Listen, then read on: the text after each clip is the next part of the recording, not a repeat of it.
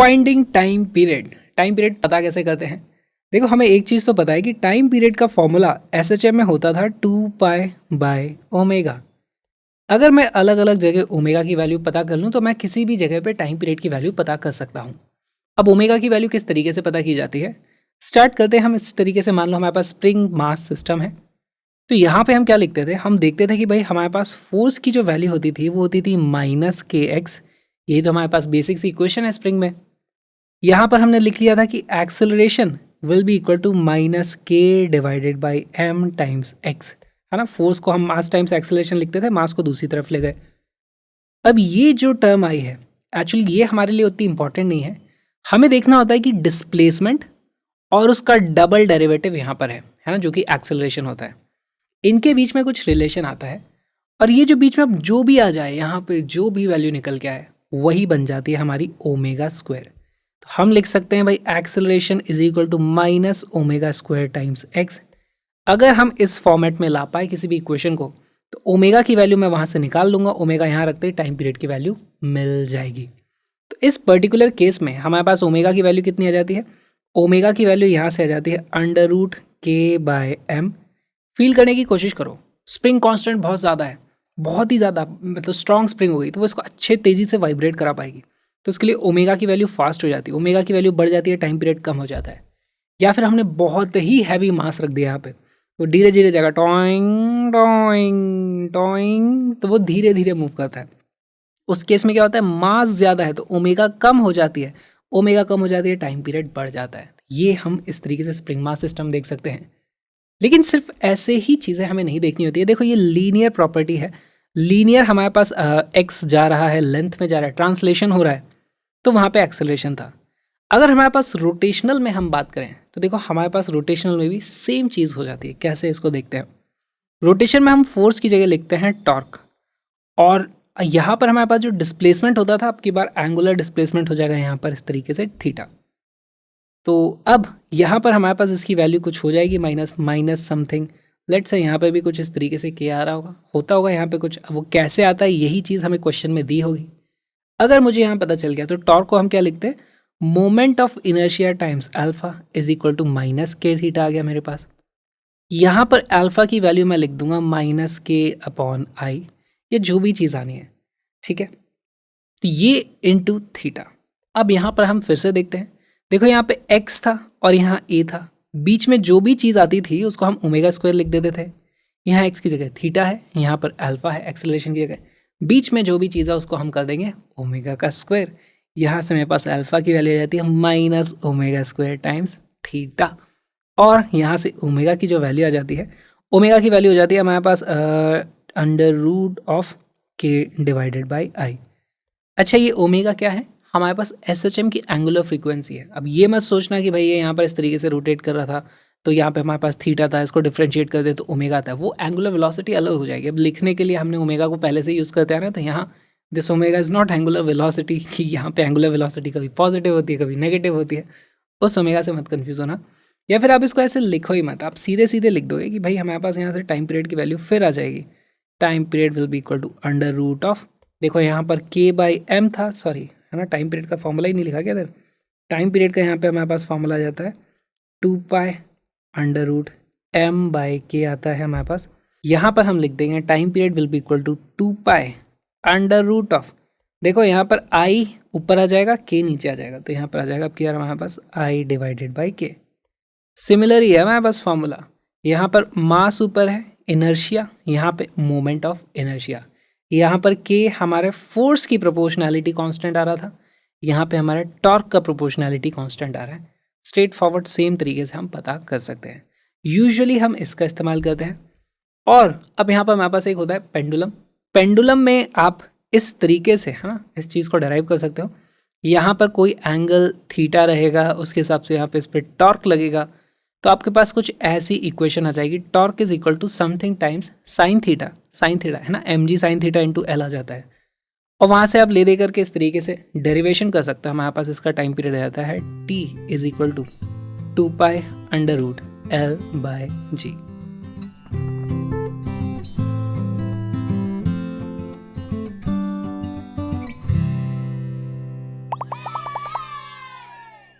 masses MA and MB hanging from the ends of strings of length LA and LB are executing simple harmonic motion.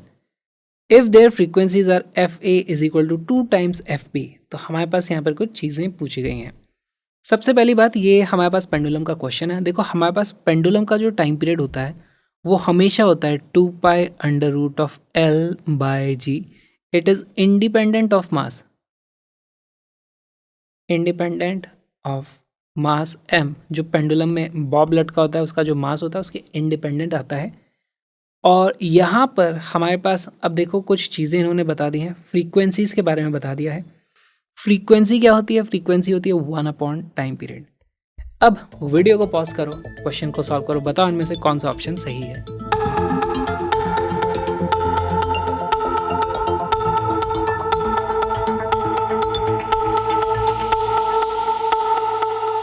इसका correct answer है सी। देखो हमें बोला हुआ है frequency of A is equal to 2 times frequency of B. यहाँ से हम क्या लिख सकते हैं? 1 upon time period of A is equal to 2 upon time period of B. या फिर मैं लिख सकता हूँ भाई time period of B is equal to 2 times time period of A. ठीक, अच्छा इसका टाइम पीरियड का तो हमारे पास फॉर्मूला है और हमें ये भी पता है कि ये चीज़ें प्रोपोर्शनल होती हैं एल के। तो मैं लिख सकता हूँ या तो सीधे ही लिख देता हूँ मैं under root L A is equal to 2 times under root of L B. Sorry यहाँ पर ए आएगा, यहाँ पर मेरे पास आएगा इस तरीके से बी, टी बी के नीचे एल बी आएगा। ठीक, यहाँ से हमारे पास आ जाता है length of B is equal to 4 times length of A. कौन सा वाला ऑप्शन दिख रहा है यहाँ पे? Length of B is equal to 4 times length of A regardless of masses. Option C becomes our correct answer.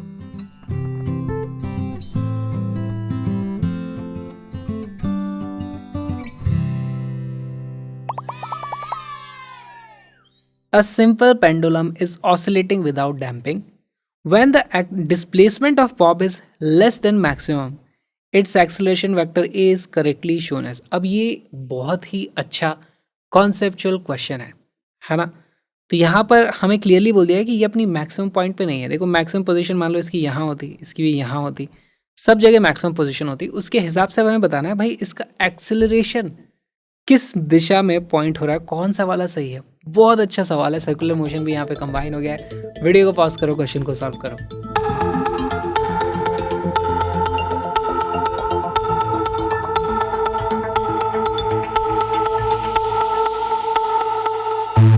इसका करेक्ट आंसर है सी। कैसे आया देखते हैं। देखो पहली चीज़ तो मैं इसको सीधे सीधे रिजेक्ट कर सकता हूँ, ये तो नहीं होने वाला। अगर इसका नीचे एक्सेलरेशन हो रहा होता तो ये या तो प्रोजेक्टाइल मोशन हो रहा होता इसका ऐसे की तरफ नीचे, है ना, या ये सीधा नीचे गिर रहा होता, तो ये तो नहीं होने वाला। अब बात आती है कि इसका एक्सेलरेशन होगा कैसे। पहली चीज़ तो हमें यहाँ पे समझनी है कि भाई ये जिस भी पॉइंट पर है इसके ऊपर 2-3 फोर्सेस लग रहे होंगे। ठीक है, एक फोर्स लग रहा होगा इसके ऊपर, मान लो मैं इसको इस तरीके से ड्रॉ करता हूँ। एक फोर्स इस पर लग रहा होगा इस तरीके से mg, दूसरा फोर्स इसके ऊपर लग रहा होगा इस तरीके से टेंशन T का। ठीक, अब इन दोनों के कारण जो नेट फोर्स हो जाएगा उस दिशा में इसका एक्सेलरेशन आ जाएगा। तो इन दोनों के कारण उसका फोर्स इधर भी हो सकता है, इधर भी हो सकता है, इधर भी हो सकता है, किधर भी हो सकता है ना। तो मैं इसको भी रिजेक्ट कर दूंगा कि ये वाला भी होने वाला तो नहीं है, this is also not going to happen. अब मेरे पास 2 ऑप्शन है, इन दोनों में से कौन सा हो जाएगा। तो इसको कैसे अप्रोच किया जाए, बहुत ही अच्छा सा इसका तरीका है। देखो यहाँ पर mg के कारण 2 कंपोनेंट आएंगे, एक इस तरफ आएगा, एक इस तरफ आएगा, हाँ। तो मैं इसको यहाँ से हटा देता हूँ। मेरे पास एक इस तरफ आ जाता है, मान लो mg cos थीटा, एक आ जाता है मेरे पास mg sin थीटा। अभी जो mg sin थीटा है वो डेफिनेटली इसका इस दिशा में कुछ एक्सेलरेशन कराता है। आप ऐसे समझ सकते हो इसकी इस दिशा में mg sin थीटा लग रहा है, उसके कारण इसका कुछ एंगुलर वेलोसिटी बढ़ती भी होगी। mg sin थीटा के कारण टॉर्क आ रहा है, वो इसको टेंजेंशियल एक्सेलरेशन देता है ना। mg sin theta is responsible for acceleration tangential.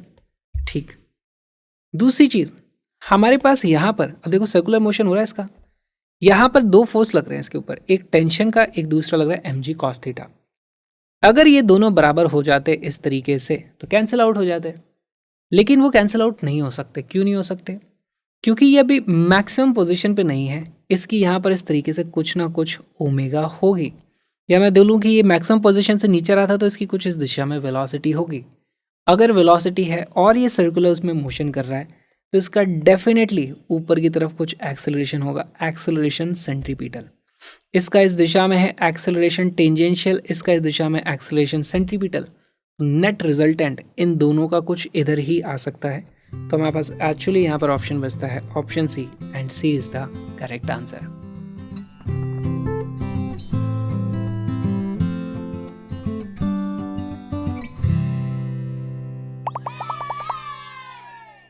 The time period of a simple pendulum is 2 seconds. If its length is increased by 4 times, then its periods become, देखो ऐसे ऐसे सवाल पूछे जाते हैं। तो सीधे सीधे टाइम पीरियड की वैल्यू क्या होती है, under root 2 pi under root L by G. अब हमने क्या किया, लेंथ को 4 गुना कर दिया है, तो लेंथ को आप 4L लिखोगे तो यहाँ से 2 बाहर हो जाएगा, हमारे पास टाइम पीरियड 2 गुना नहीं हो जाएगा। तो हमारे पास जो टाइम पीरियड हो जाएगा, देखो T2 बाई T1 की वैल्यू आ जाएगी under root of L2 by L1 which is equal to under root of 4L divided by L। ये कट जाएगा, इसकी वैल्यू आ जाती है 2। T2 की वैल्यू आ जाती है 2 times T1 which is equal to 2 into 2 which is equal to 4 second. D becomes our correct answer. ऐसे सवाल पूछे जाते हैं। ये जो छोटा सा वीडियो आपने देखा, छोटा सा प्यारा सा पार्ट है फुल सिलेबस नीट के फिजिक्स के क्रैश कोर्स का, जहाँ पे नए सिलेबस के हिसाब से हमने 11th और 12th की पूरी फिजिक्स को कलरफुल ग्राफिक्स के साथ में कवर किया है, ताकि आपके दिमाग में कोई डाउट ना रहे।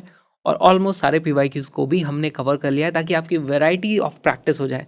तो इससे अच्छा रिसोर्स और कोई हो नहीं सकता आपके पास प्रिपरेशन को और स्ट्रॉन्ग करने के लिए। साथ में यहाँ पे आपको मिलती है कलरफुल PDF नोट्स, ताकि आप लास्ट में अच्छे से रिविजन कर पाओ। Link is in the description, उसको भी ज़रूर देखना। अब मिलेंगे फुल कोर्स में।